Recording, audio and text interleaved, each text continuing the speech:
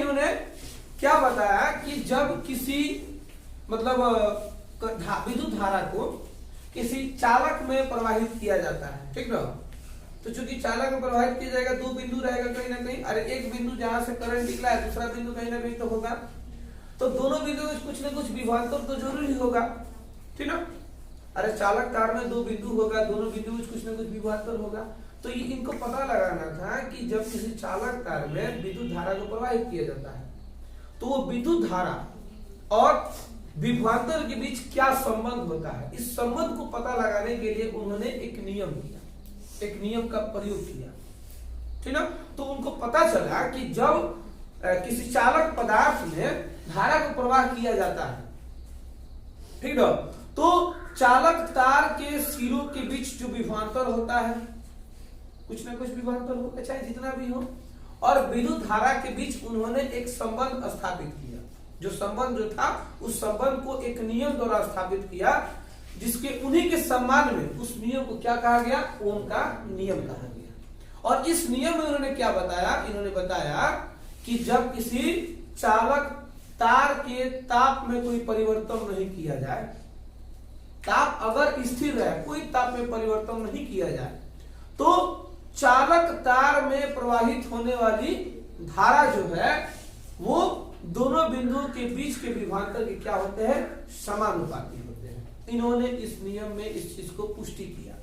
क्या कहा, इन्होंने कहा जब किसी चालक के ताप में कोई परिवर्तन नहीं, चालक मींस तार होता है, अगर तार का ताप में कोई भी बदलाव नहीं किया जा रहा है, तार के ताप को स्थिर रख दिया जाए और तब यदि उसमें क्या किया जाए, विद्युत धारा को प्रवाहित किया जाता है, तो वो विद्युत धारा जो है किसके समानुपाती हो जाएगा, तो बिंदुओं के बीच यानी कि चालक तार के सिरों के बीच जो विभवांतर होता है उसके समानुपाती होता है कौन, विद्युत धारा। अर्थात धारा का मान अगर बढ़ा देते हैं, देखिए अगर ये चालक तार है, इसमें दो बिंदु ए और बिंदु बी ले लेते हैं और इसमें जो धारा प्रवाहित हो रही है आई, ठीक ना, ये धारा जो है किसके समानुपाती हो जाता है, चालक तारों के सिरों के बीच के विभवांतर के समानुपाती होता है, ठीक ना। किसके समानुपाती होता है, चालक तार के विभवांतर के समानुपाती होता है। मतलब ये हुआ कि अगर हम चालक तार में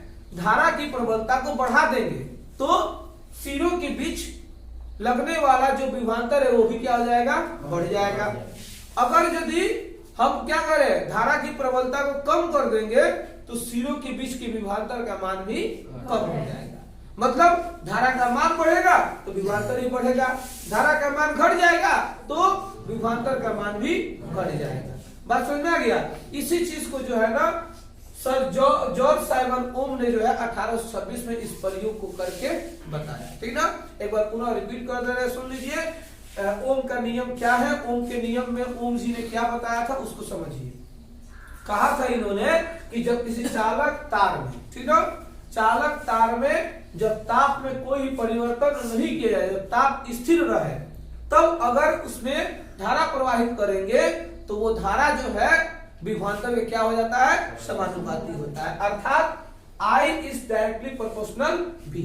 I क्या है, विद्युत धारा है, V क्या है, विभवांतर, यानी कि सिरों के बीच उत्पन्न विभवांतर है। क्योंकि धारा प्रवाह करेंगे तो विभवांतर कुछ न कुछ तो उत्पन्न तो होगा ही, तो कितना उत्पन्न होगा। अब जिस हिसाब से विद्युत धारा का प्रबलता होगा उसी हिसाब से विभवांतर भी उत्पन्न होगा। धारा का मान बढ़ेगा तो विभवांतर भी बढ़ जाएगा, धारा का मान घटेगा तो विभवांतर भी घट जाएगा, ठीक ना। यानी कि ओम के नियम से हम लोग क्या जाने, I is directly proportional V। Proportional का मतलब होता है कि जब I बढ़ेगा तो V बढ़ेगा, जब I घटेगा तो V भी घट जाएगा, ठीक है।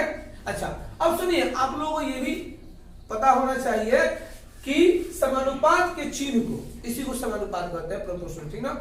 समानुपात के चिन्ह को बराबर में बदलने के लिए, ठीक है, हम किसी न किसी नियतांक का प्रयोग करते हैं। मतलब नियतांक से गुणा करना पड़ता है, चाहे भाग देना पड़ता है, कभी कभी हम लोग गुणा करते हैं या कभी कभी भाग करते हैं, किसी न किसी नियतांक को लेना पड़ता है, ठीक है। तो यहाँ एक नियतांक आएगा, ठीक है, जिस नियतांक को, उस नियतांक से अगर विभवांतर में भाग दे दिया जाएगा तो ये समानुपाती का चिन्ह जो है वो बराबर में बदल जाएगा, बराबर चिन्ह में बदल जाता है। अब देखिए ये आई का आई रहेगा, अब यहाँ बराबर कर देंगे। अब जब विभवांतर को एक राशि जिसका नाम होता है प्रतिरोध आर, रेसिस्टेंस, इंग्लिश में क्या कहते हैं प्रतिरोध को, रेसिस्टेंस। रेसिस्टेंस का पहला लेटर आर है, इसीलिए रेसिस्टेंस यानी प्रतिरोध को आर से सूचित किया जाता है। स्मॉल आर नहीं लिखेंगे, कैपिटल आर का यूज करेंगे, ठीक ना। कैपिटल आर मींस क्या होता है, प्रतिरोध होता है, ठीक है। तो यहाँ पे अब ये हो गया हमारा एक फॉर्मूला भी आ गया, I equal to V by R. अब यहाँ हम लिख सकते हैं जहां I क्या है बाबू, I है आपको विद्युत धारा,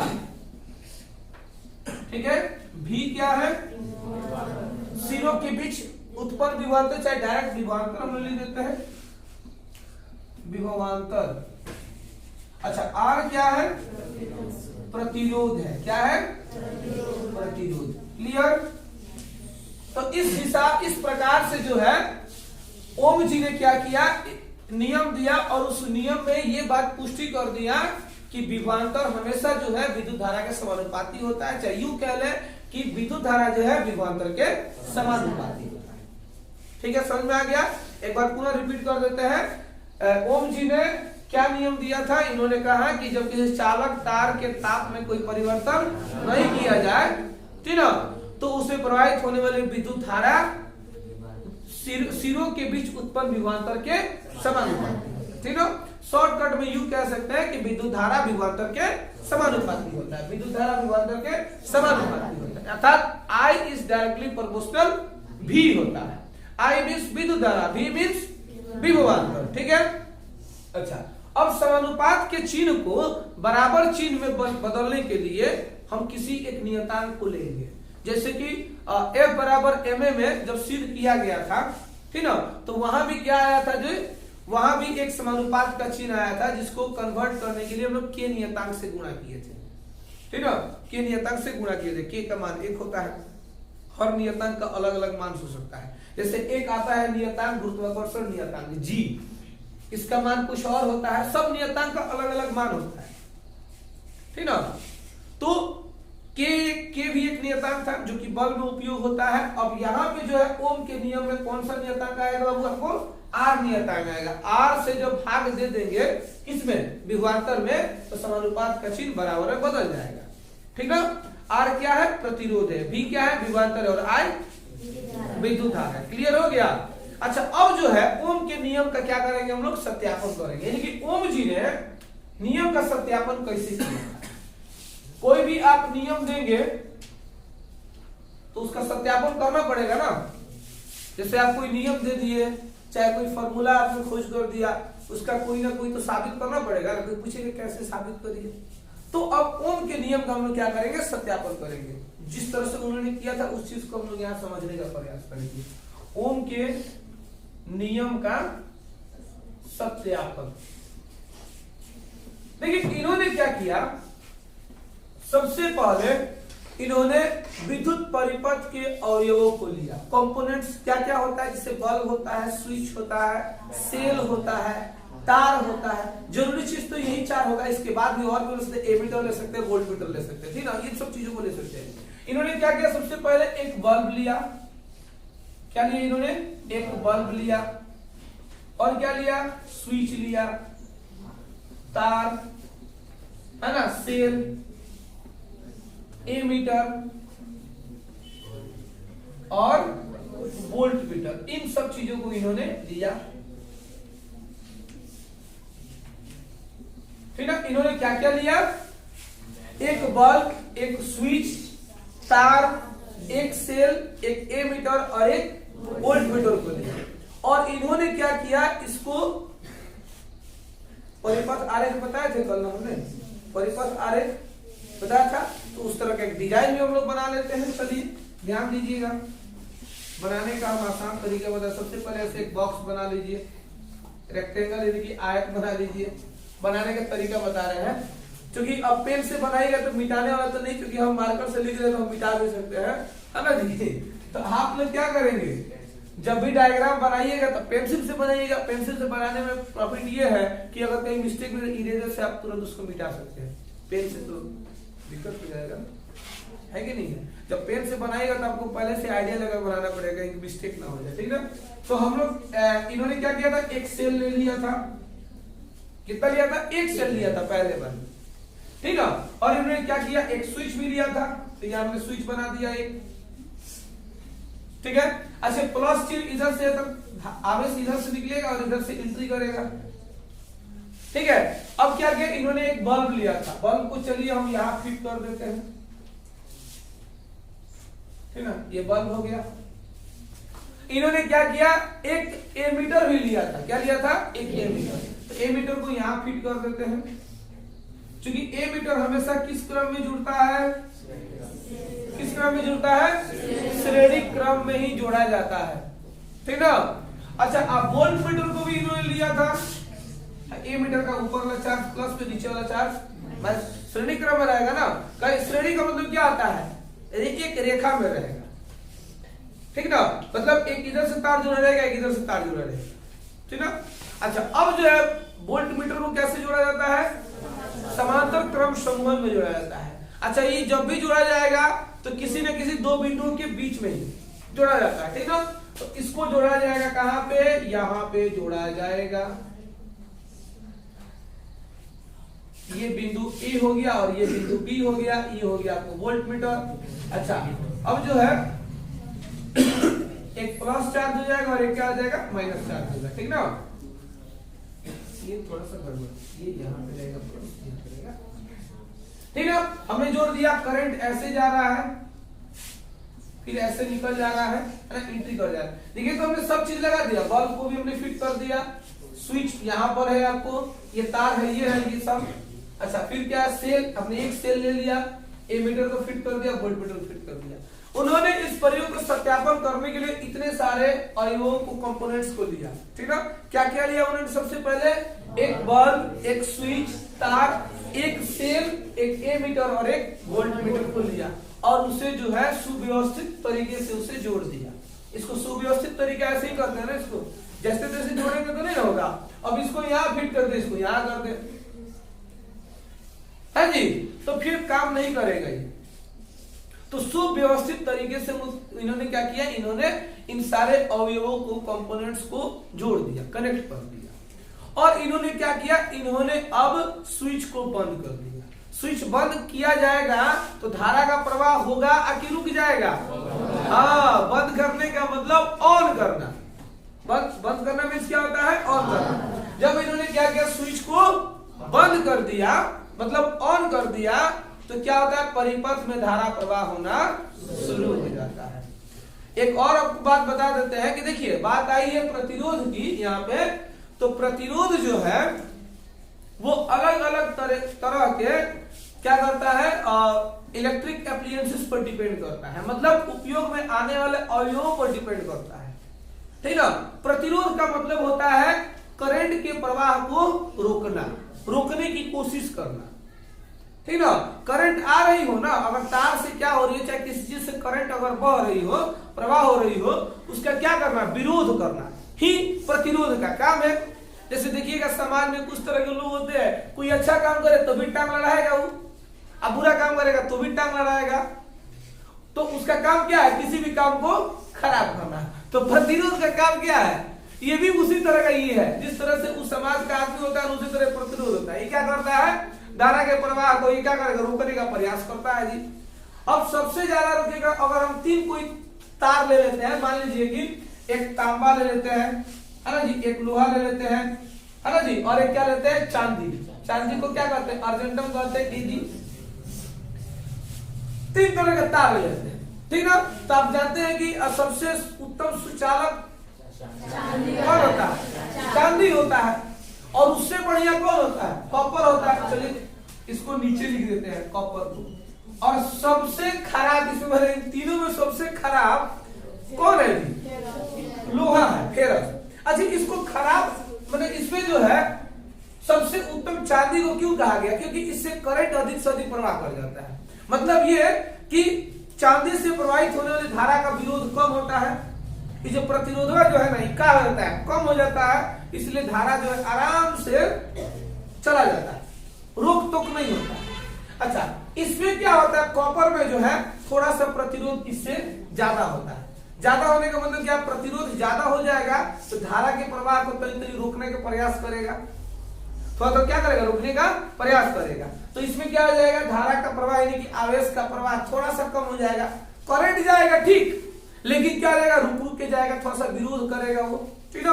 धारा को बहने कम देगा, रुक रुक जाना नहीं है, रुको धीरे धीरे जा, उसको रोकने का प्रयास करेगा, ठीक है।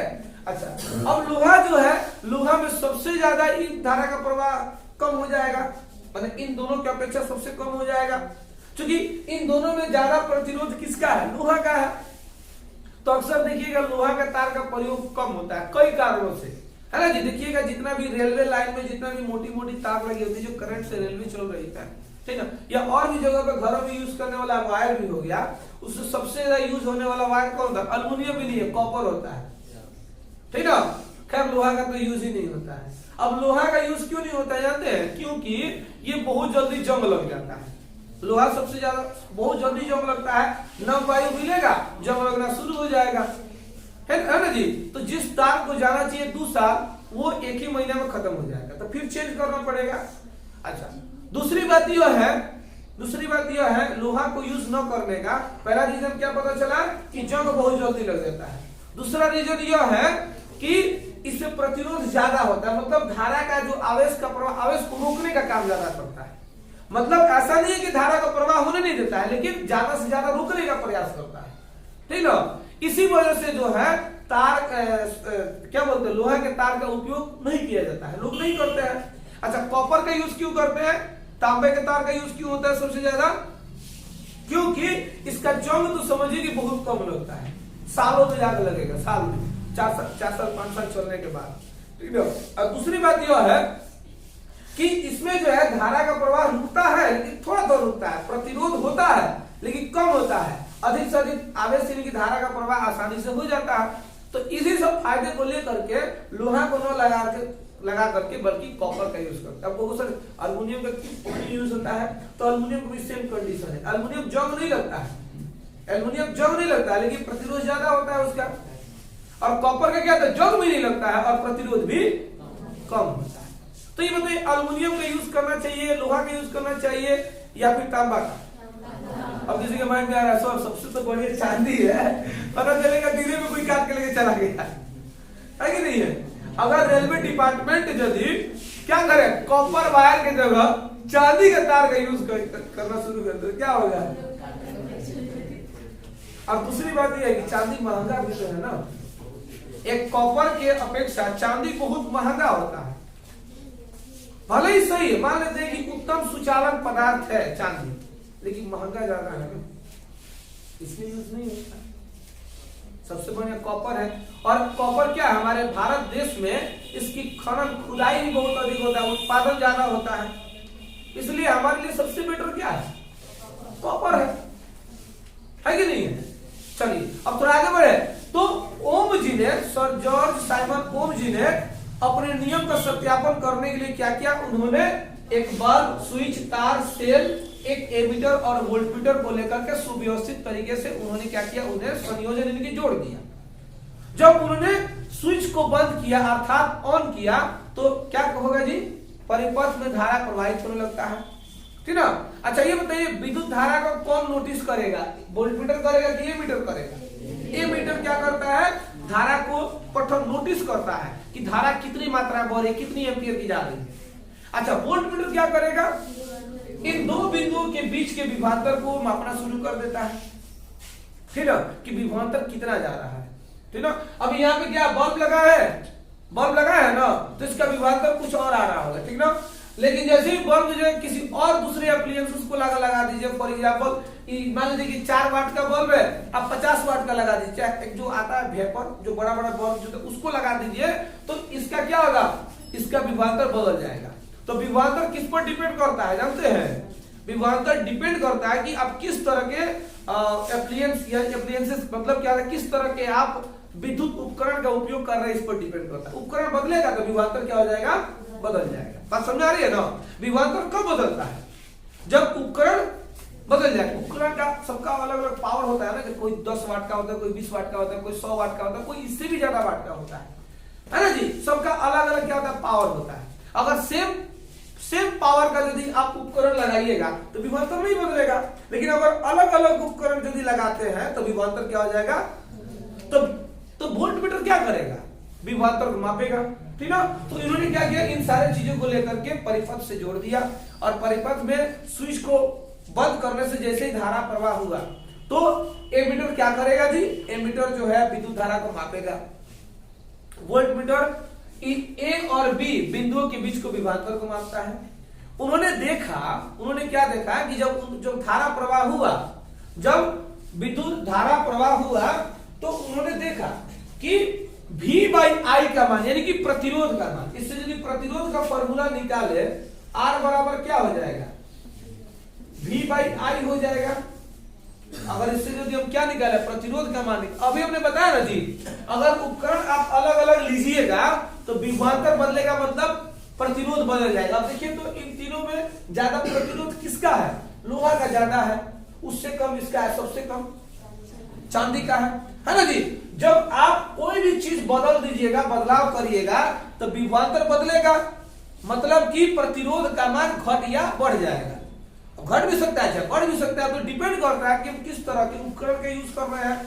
तार का भी अगर मान लीजिए मोटा तार या पतला तार लीजिएगा, एल्युमिनियम की जगह कॉपर ले लीजिए, कॉपर चाहे फिर दूसरा कोई वायर ले लीजिएगा दूसरे धातु का, तब तो विभवांतर बदलेगा ही। लेकिन उन्होंने क्या पाया, उन्होंने देखिए सबसे हैरानी की बात कहां हुई कि उन्होंने एक सेल के बदले 2 सेल 3 सेल 4 सेल लिया, हर बार प्रतिरोध यानी कि V/I का मान समान पाया। उन्होंने तार चेंज नहीं करने गए, वो बल्ब को चेंज नहीं किए, उन्होंने सब वही चीज रखा, जो तार था वही रखा, एमीटर वही था, बल्ब भी वही था, वोल्टमीटर वही भी था, सब कुछ वही था। सिर्फ उन्होंने क्या चेक किया, उन्होंने एक सेल की जगह 2 cell 3 cell 4 cell 5 cell 6 cell 10 cell लेकर के उन्होंने ट्राई किया, हर बार जो है V/I का मान वही आया, बदला नहीं। तब तो कोई ना कोई बात जरूर होगा। अब कहने का मतलब ये है, जरा सोचिए, एक एग्जांपल दे रहे हैं। अगर आप किसी बल्ब को एक बैटरी से जोड़ रहे हैं, जो बैटरी आता है, तो वो क्या होगा, थोड़ा कम चलेगा, क्योंकि उसको कम एनर्जी मिलेगा, कम उसको इलेक्ट्रिसिटी मिलेगा। अब एक बैटरी 2 3 4 5 10 बढ़ाते जाइएगा, इलेक्ट्रिसिटी बढ़ेगा नहीं जी, बढ़ेगा ना। तो इसमें V/I का मान बदलना चाहिए था, लेकिन नहीं बदला, ठीक ना। उन्होंने एक सेल के बजाय 2 रख करके ट्राई किया, 3 रख करके ट्राई किया, 4 सेल रख करके ट्राई किया, लेकिन हर बार हर एक परिस्थिति में V/I का मान यानी प्रतिरोध का मान समान ही पाया, मतलब V/I यानी कि प्रतिरोध का मान बदला ही नहीं। तब इन्होंने क्या किया, तब इन्होंने एक ग्राफ खींचा। क्या खींचा, एक ग्राफ खींचा। इसको एक्स अक्ष कहते हैं, एक्स एक्सिस, इसको क्या कहते हैं, वाई एक्सिस कहते हैं, यानी कि वाई अक्ष कहते हैं। इन्होंने क्या किया, विभवांतर और विद्युत धारा के बीच, किसके बीच, विभवांतर और विद्युत धारा के बीच इन्होंने क्या किया, एक ग्राफ खींचा। एक्स अक्ष पर किसको लिया इन्होंने, विभवांतर को लिया, और वाई अक्ष पर किसको लिया, विद्युत धारा को लिया, ठीक ना। वाई अक्ष पर किसको लिया, विद्युत धारा को, और एक्स अक्ष पर किसको लिया, विभवांतर को लिया, ठीक ना। इन्होंने क्या किया कि विभवांतर और विद्युत धारा के बीच क्या किया, इन्होंने एक ग्राफ खींचा। एक्स अक्ष पर इन्होंने विभवांतर को लिया और वाई अक्ष पर इन्होंने विद्युत धारा को लिया, और इन्होंने ग्राफ खींचा। देखिए ग्राफ को समझ लीजिए जरा, यहाँ हम लोग क्या करते हैं, कुछ ना कुछ मान लेना पड़ेगा। चलिए यहाँ लेते हैं 0.2 वोल्ट, 0.4 वोल्ट, 0.6 वोल्ट लेते हैं, 0.8 वोल्ट, ऐसे करके कोई ना कोई हमको क्या लेना पड़ेगा, एक एवरेज लेना पड़ेगा। अब जैसे तैसे मान नहीं बैठा दीजिए, कहीं 4 तो कहीं 2 कहीं 5 कहीं 1, नहीं, एक समान रेशियो में लेकर चलना है, ठीक है। रेशियो का मतलब क्या होता है, 0.2 है तो 0.4 0.6 0. चाहे 1 लेना है, चाहे 1 के बाद क्या लीजिए, 2 लीजिए, 3 लीजिए, 4 लीजिए। अब ऐसा नहीं एक यहाँ लीजिए, यहाँ 5 लीजिए, वहां 2 लीजिए, घट बढ़ के नहीं, समान रेशियो में जाना है, ठीक है। और इधर हम लोग क्या लेते हैं, विद्युत धारा लेते हैं। चलिए 0.1 एम्पियर, 0.2 एम्पियर और 0.3 एम्पियर। विद्युत धारा किसमें मापते हैं, एम्पियर में मापते हैं, और वोल्ट को किसमें मापते हैं, सॉरी विद्युत धारा विभवांतर किसमें मापते हैं, वोल्ट में मापते हैं। तो ये वोल्ट में लिख दिया और ये सारे के सारे किसमें एम्पियर में, एम्पियर लिख देते हैं। अब इन्होंने क्या किया, इन्होंने एक ग्राफ खींचा। अब देखिए ग्राफ को जरा समझिएगा खूब ध्यान से। हम लोग किसका मान निकालने जा रहे हैं, v बाई आई का मान। किसका मान, v बाई आई का मान। तो देखिए हर एक परिस्थिति में क्या होता है, ग्राफ खींचिएगा, ग्राफ में चूंकि इसमें थोड़ा टेढ़ा भी हो सकता है, ठीक ना। अच्छा अब देखिए अगर आप पहला परिस्थिति में निकालना चाहते हैं, इस परिस्थिति में, ठीक है, तो ये हो गया v का मान और ये हो गया i का मान। यदि निकालिएगा 0.2 है ना v का मान, और इधर क्या आ जाएगा 0.1 हो जाएगा। तो यहां रख दीजिए 0.2 और यहां रख दीजिए 0.1। इसका वैल्यू कितना हो जाएगा, पॉइंट से पॉइंट कैंसिल हो जाएगा तो केवल 2 होगा। एम आई राइट।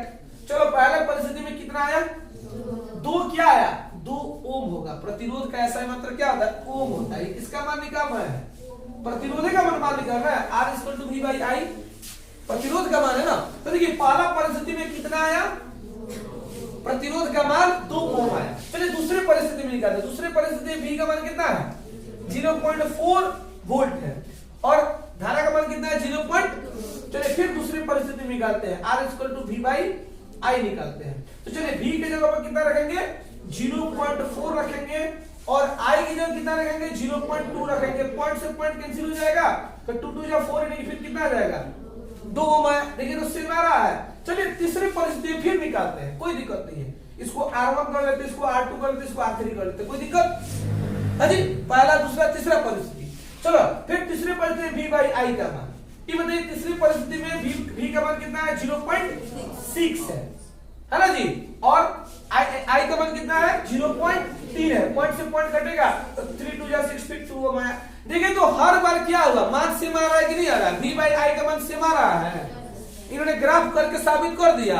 तो जब इन्होंने क्या किया कि विद्युत धारा और विभवांतर के बीच जब इन्होंने ग्राफ खींचा, तो इन्होंने पाया, क्या पाया, हर परिस्थिति में सेम मान आ रहा है। मतलब क्या होगा, एक ये सरल रेखा हो जाएगा। क्या हो जाएगा, यह एक सरल रेखा प्राप्त हो रहा है, ठीक है, एकदम सरल रेखा प्राप्त हो रहा है।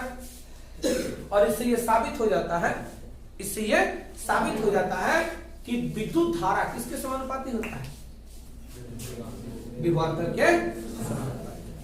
एकदम अच्छी तरह से बात समझ में आया है ना, कोई दिक्कत। चलिए बहुत अच्छा, खुशी की बात है कि आप लोग समझ में आ गया।